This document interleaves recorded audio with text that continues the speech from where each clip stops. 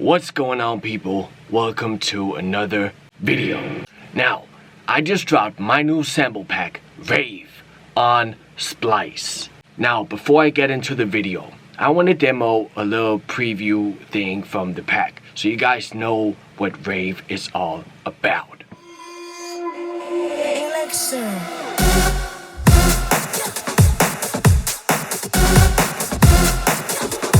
Back again with that sex sound.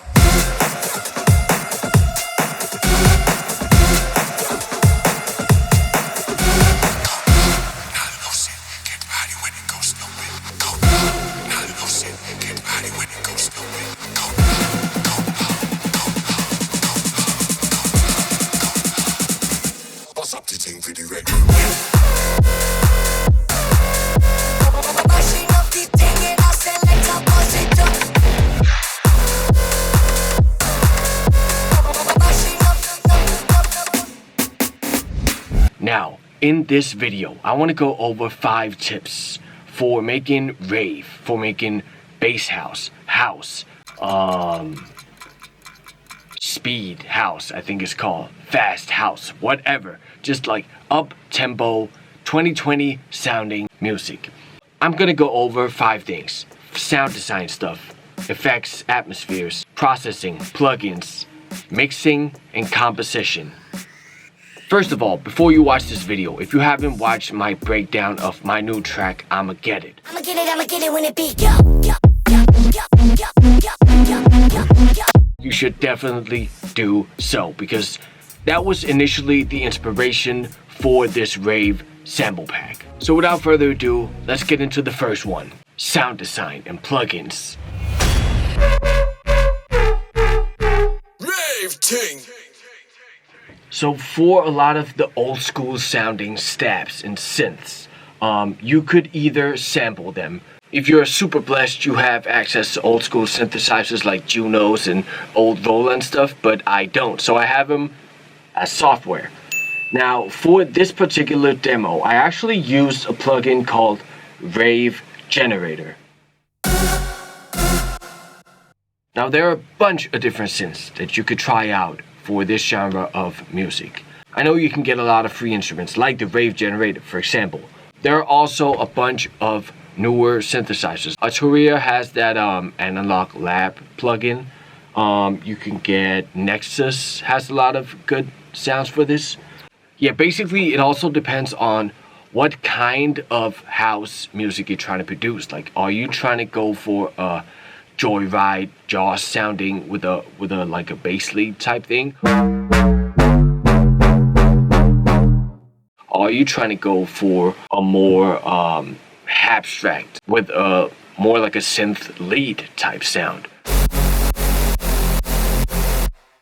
So yeah, it depends a lot on that, but basically I do my complex sound design in Serum, and I do my sample based sound design either in Rave Generator, Arturia's Analog Lab, or just use samples from Splice. So yeah, in the pack I also included Serum presets to all the lead sounds in the pack and the ones in the demo track as well, such as this one.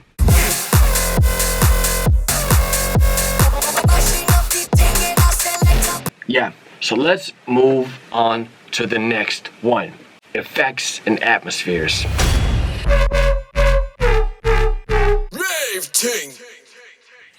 So yeah, to the drops and also the breaks actually, I like to add a lot of effect stuff. Like, you have vocal chops, you have sirens, you have a lot of elements that makes the mood and the atmosphere of the track more towards what you were going for. So say for example, a lot of the bass house and the rave music kind of has a dark vibe. You add like these police sirens and the vocal chops and all that to emphasize that direction. So I have a lot of effect samples in the pack, such as these ones.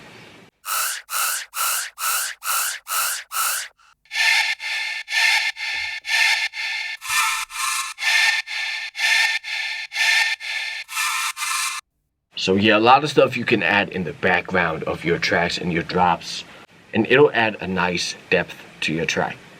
Also got a lot of just like vocal chops that you could use for whatever you want. Also a lot of chants that are not tonal for the energy. Now, let's move on to the next one. Processing and plugins. Rave ting. Now, for processing and plugins, a plugin that I can't really not mention in this video would be OTT. If you're in Ableton, you have it stock. But if you're in other plugins, you can get it for free. So OTT is a multi-band compressor, I guess you would call it. It's very aggressive. Like, turn it up 30%, you get like sounding stuff. But it's really crucial for this kind of stuff because a lot of elements in your tracks need to be compressed hard, in your face and up front. And OTT is a great plugin for that. I use it on almost everything, except maybe drum sounds and stuff that needs to be dynamic. Now, another thing that is crucial for this kind of music is distortion and saturation. Now, especially in the old school rave music, you will have crazy distorted sounds, drum breaks, break beats, and just the leads and basses in general were like mad distorted. And this is something I like to do as well. But yeah, I use distortion and saturation a lot in these kind of projects.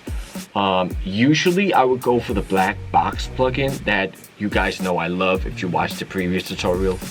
It's from Plugin Alliance and it's great for subtle saturation. There we go. Let me just play it for you without the black box here. With the black box. So yeah, I set the black box, set the saturation and pentode up and had the mix at 50%.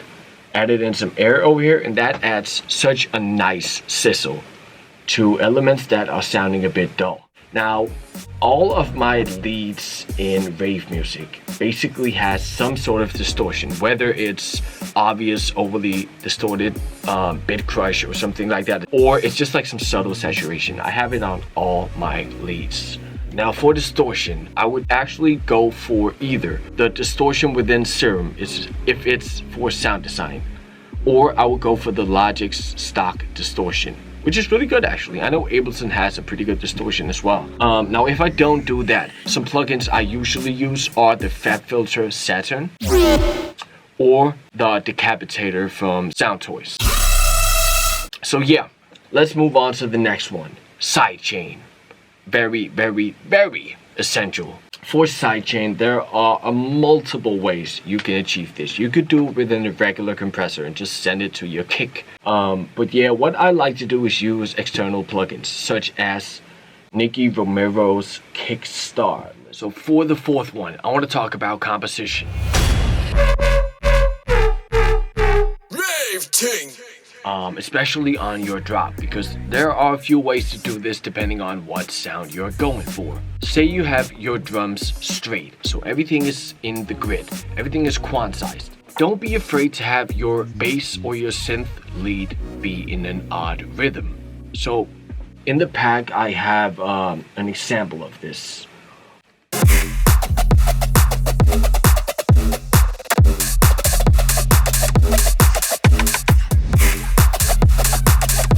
So besides a few fills in the synth, everything is straight, like boots, boots. It also works the other way around. So say you have a synth drop that is actually straight. You can actually gain a pretty cool bounce in the drop by having the drums be slightly out of sync. I would always advise you guys to have the kick drum be straight, but claps and especially hi-hats and percussion, don't be afraid to notch it a little bit so the hats are not straight. It could create a really cool drop, and this is something you hear in a lot of hip-hop records, for example. So where the hats are running a little bit behind, which can create like a more dragging feeling, which can be super cool when you work with up-tempo stuff like this. Also a trick I use in almost every one of the house drops of this pack and in general is I have a percussion fill, a snare or a hi-hat on the 16th note before the third bar. So you go like, let me play for you guys so you can hear it. Some small stuff like this can be super cool, especially if everything else is on grid. And that's something I hear used a lot in a lot of the new bass rave house. And it's a super dope little thing. Now moving on to the fifth tip for Rave. I want to talk about mixing and the mix downs of your tracks. Rave Ting. One of the biggest mistakes I hear and stuff like this is producers trying to have both their kicks and their bass in focus. But what they don't realize is with a lot of bass house subgenres or a lot of stuff that sounds like this, you actually want to have your kick be lower and have your bass be the focus of the track. Of course, it depends on what kind of lead you choose for your track and what sound you're going for. But in general, I would advise you guys to mix your kicks lower and mix your bass higher. So just pull your kick down like 1 or 2 dB, pull your bass up like 1 or 2 dB.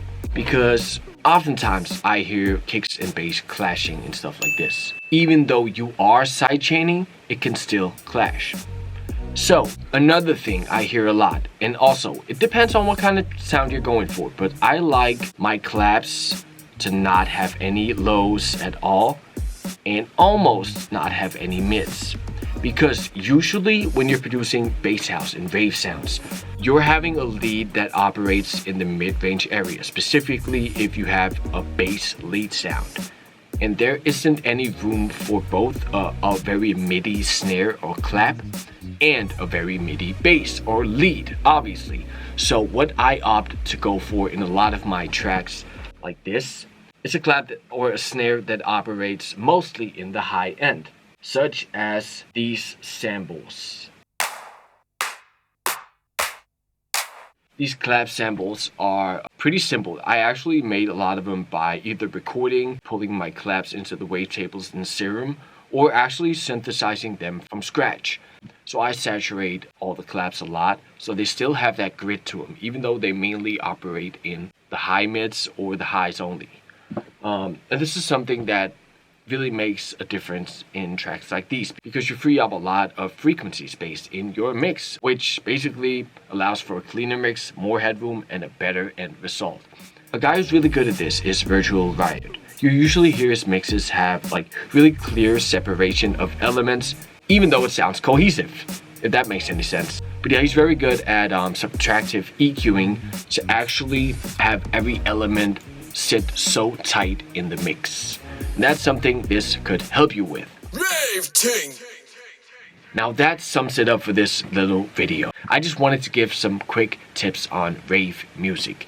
Now if you have any questions, feel free to drop them down below and I'll do my best to answer them. And also, make sure you check out the Rave pack. It's crazy. I bet you will get a lot of inspiration for your tracks just going through the samples. Now, make sure you go check it out. It's exclusively available on Splice. See you guys in the next one. Peace!